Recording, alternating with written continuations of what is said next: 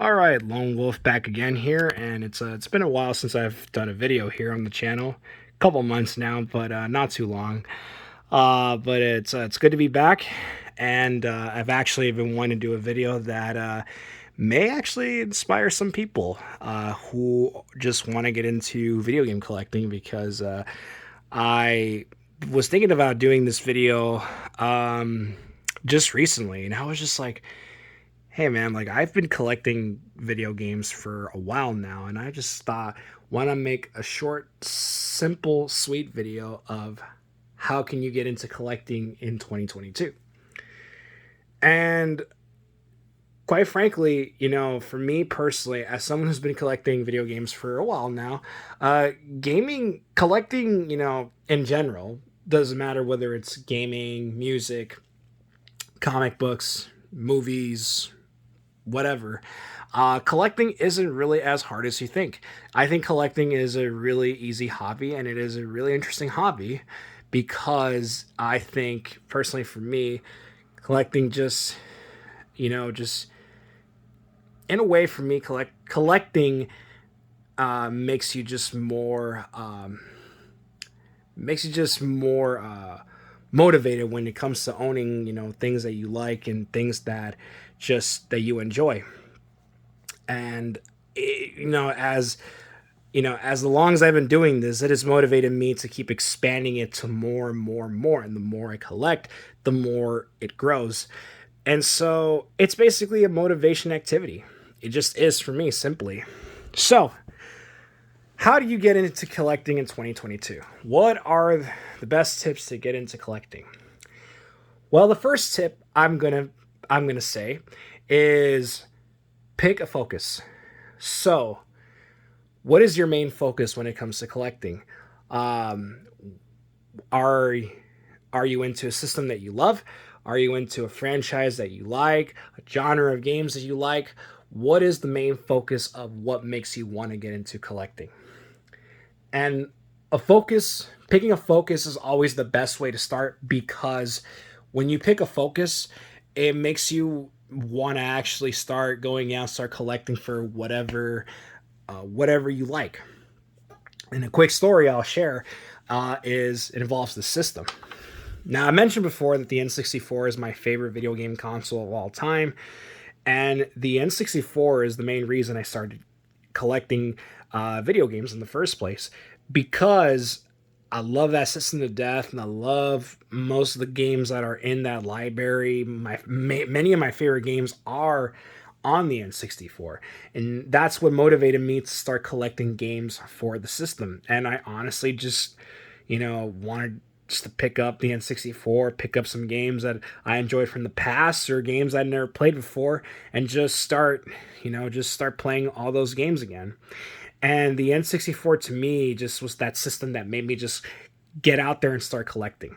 And as years went on, I started realizing how I didn't just want to expand my collection to just N64. I love that I was doing that, but then I realized, well, there's more that I like. It's not just N64.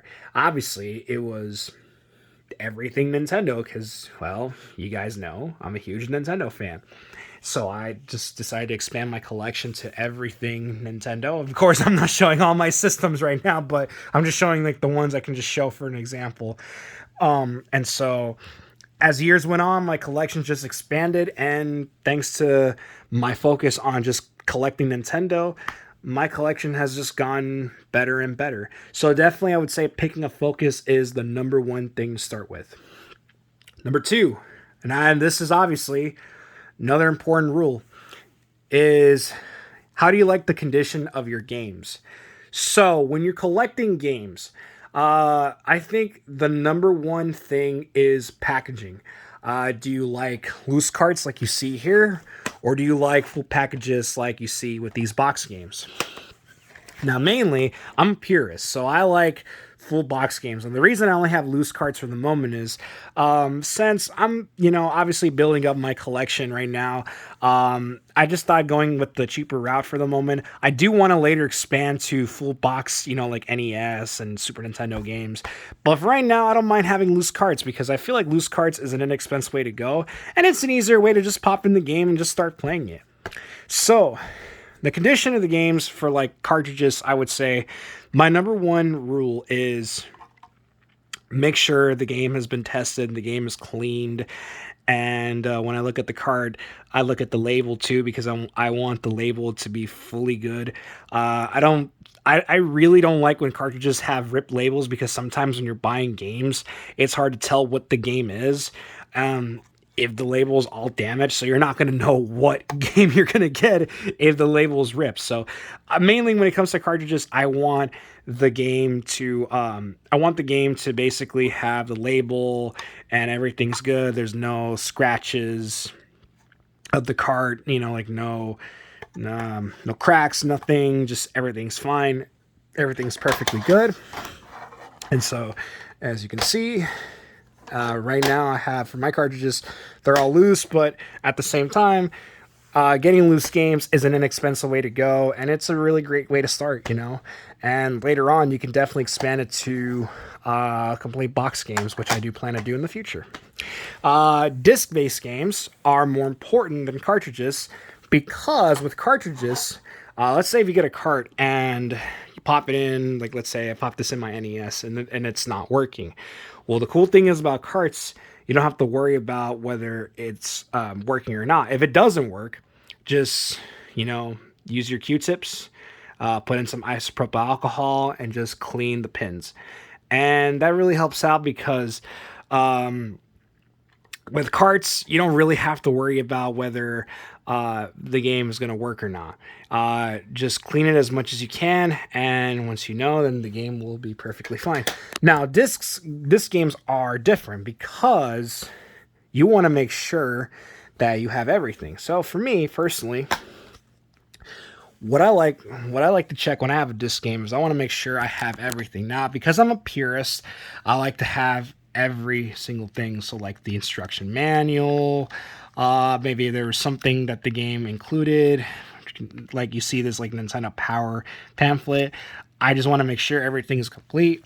And also if it's a disc game, like I said, you want to make sure that your games are tested fine. Let's see if you can see from the camera, but that's the disc right there. And you want to check the condition too. You also want to make sure you test it too, because with disc games,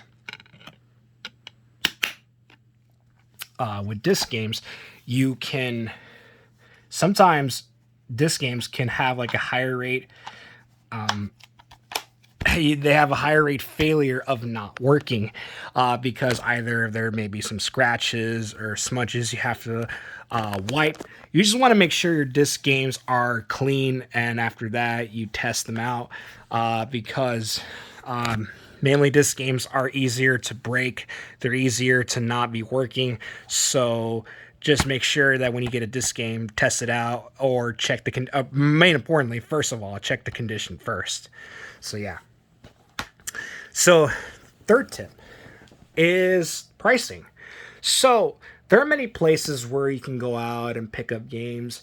I would say I'm going to start off first with modern systems because I feel like they're more easier. So if you have like the PS4, Xbox One, you even have previous gen systems like PS3, Xbox 360, DS, Wii, you have Wii U and 3DS.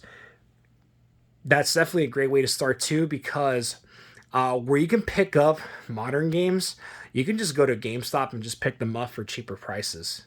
And even though, yeah, sometimes they may like I know GameStop, because sometimes GameStop may have like those GameStop cases. I know sometimes people want the original cases, which hey, I'm with you on that because I'm a purist. I'll be real. Picking up modern games at GameStop is more cheaper, and it's an inexpensive way because you may pick up games for like $3 to $5, $10 to $15 to $20. Hell, you may pick up games for like $1 if you wanted to. So honestly, modern games are more cheaper to get because they haven't shown, yeah, obviously, like, they haven't shown their age. So what I mean by that is that they haven't shown like how much their value has gone by. So picking up modern games, especially if you're gonna go to GameStop and picking up any uh, any modern games, just go there. Definitely go there. Retro games, obviously, the best places to go to is flea markets, because flea markets you may find great deals on retro games. And personally, for me, I found a lot of good deals on flea markets over the years. I've gotten games like Conker's Bad Fur Day for like $5. Yes, Conker's Bad Fur Day for $5. Yeah, that, I, hard to believe, but it was, it was what I paid for it back then, and I don't regret it because I saved a lot of money paying $5 for that game. And I've gotten things like Pokemon Stadium, Spider-Man for the N64. I've gotten a lot of games for pretty cheap prices on flea markets, and flea markets at times, you have a lot of great deals at flea markets. You can pick up games for pretty cheap prices, and and I feel like there's times where like you may find the best deals out there just in general, and like for example, you may find a copy of this game for like, I don't know, 15 to 20 bucks, than what it goes for on Amazon, Another place too where you can pick up retro games would be pawn shops. Sometimes pawn shops will just have them there, and you can probably pick one up for like maybe $2 to $3, 5, $8. You can go to pawn shops and just find retro games just lying around there, and modern games too. You may just find just games lying around for cheap prices at pawn shops. Whether they're good or bad games, you can just find them there and just pick them up and just add them to your collection. Another place where I also recommend too at times, and I'm only recommending this if it does have games, Goodwill. Because Goodwill at times does have great deals on video games. Like, you can probably find consoles or games for a cheap price. And actually, when I was watching Alpha Omega Sin's video on getting into collecting for video games, his Goodwill, I remember he said that he found like a Wii U Super Mario 3D World bundle. And I was like, oh damn! And I forgot. I think he said he found it for like $100 or something, which is pretty cheap.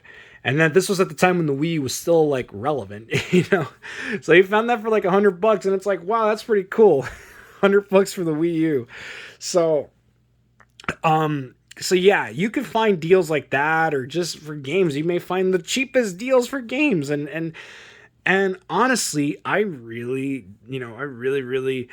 dig the fact that at times Goodwill just has the best deals for anything. My local Goodwill sucks. Excuse me. My local Goodwill sucks at times. I've only been there like twice, and then I mean, I remember one had games, but they didn't have any good ones. The other one did not have games, but whatever, it is what it is. But Goodwill does help. It does actually help. Online sites, I would just say mainly just go to eBay, because sometimes eBay may have some good deals for games or systems, and honestly, I think eBay is just the only site that I would trust for retro games. I trust it 100%? No. But I'm able to find at times, and I only say this at times, good deals on eBay. I don't trust Amazon because sometimes Amazon in general would just overprice the fuck out of them. Yes, eBay does that too with its stupid auction bids, but I mean, honestly, just if you're gonna buy some retro games online, just buy them. Just buy them from eBay if you can find the right prices for them. Don't go to Craigslist. I don't trust Craigslist. Stupid website. And don't buy your retro games at DK Oldies. Just saying. So the next tip, and I think this is like the last tip I'll give, because there really isn't more tips I can give for collecting, because really collecting isn't really the hardest thing. As someone who's been doing it for a while now, it's really the easiest thing. I would say the last tip is expanding your collection. So what I mean by that is how well do you want to expand it? Because later on, once you start collecting for one thing, you're gonna wanna you may have that mindset. Not saying that you're gonna, but you may have that mindset like me, where I just want to expand to my collecting more. And this may be or this may not be for everyone. Whatever decision you guys make, that's up to you guys. At the end of the day, I don't have any say on that, because at the end of the day, this is my collection. So whatever you guys decide to collect for, I respect that. And if it's just one thing, that's completely fine. That's definitely fine. A collection is still a collection. So expanding your collection. I think as a collector, expanding it for me is really interesting, because the fact that there's many things that either you've played and you want to replay again, or there's things that you never played in your life but that you want to actually get back into. And I think personally, collecting to me has made me play games that I've once played and enjoyed, and made me relove these games. And there's games that I've never played in my life, systems that I've never touched in my life, that I've been able to do, that I've been able to re-experience these things. And so, for example, which I'll pull it up right here, the Famicom is a good example of a system I've never played. Yes, it's the NES regardless, but it's a system that I've never in my life owned and never played. But now that I have one in my collection, just I feel so grateful just getting to experience something like this that I never got to experience. So expanding my collection it would have make me experience things that I've already experienced in the past, but I got to re-experience them again. And another thing, I got to experience new things. So, of course, another great recommendation for me personally, how can you get games for cheap too? I would say Japanese games, because at times Japanese games, in my opinion, are way more cheaper than retro games here in the US, because what's different from the Japanese software of games is that, like I said, they're really cheap, and sometimes you may come across them for really good deals. For example, F-Zero GX, great game, but I'm not here to talk about how great it is. This game, I think on Amazon, from what I remember, was like around 70, 75 something, like 75.20 something. And I was like, dude, who the hell would pay for that fucking game for like that ridiculous amount of money? Like, it's a great game, don't get me wrong, but why would you spend like hundreds of dollars on a game like this, which isn't even worth hundreds of dollars? Luckily, I picked up the Japanese copy for around like 26 bucks. And I gotta say, picking up Japanese games is another great inexpensive way too, because they're more cheaper and they're more reliant to get. And honestly, most Japanese games, you don't have to learn Japanese to play this. Like, you don't have to learn Japanese to play a game like this. So, yeah, I would say expanding your collection. At the end of the day, it's really up to you whether you want to expand it or not. But if you do want to expand it, I would just say this. Still keep to the first tip, because expanding your collection also requires, what do you want to focus else? So I would say expanding your collection isn't as it's not hard. It's really not hard. It's really, really easy to just pick whatever focus you want to. And like I said, collecting is really fun. Collecting isn't as hard as you think. It's really easy. I understand people are going to say, oh, but the prices of games. My focus to you is, don't worry about how expensive the games are. Don't worry about how expensive the systems are. Pick a focus first and just go on from there. Decide what you want, and more importantly, have fun with it. Yeah, so I hope you guys learned a lot about collecting from my video, and I hope this video actually inspired you to want to collect for something you like. And if that's the case, I wish you everything well, and I hope And I hope you guys end up enjoying collecting, because I've been enjoying it for a while now, and I wish every luck and success to all of you who are either starting or who have been collecting for a while, to just keep on doing it, man, because it's really fun, and then collecting is really, really fun hobby. It's a really motivational hobby too, man, really is. So I definitely heavily, heavily recommend, if you're interested in it. And yeah, man, I hope this video definitely inspired you and definitely just motivated you to just do something like this. All right, so hope you enjoyed the video. If you did, I appreciate a like, and yeah, I appreciate sharing the video with your friends. And yeah, I really got nothing much to say. I'm out.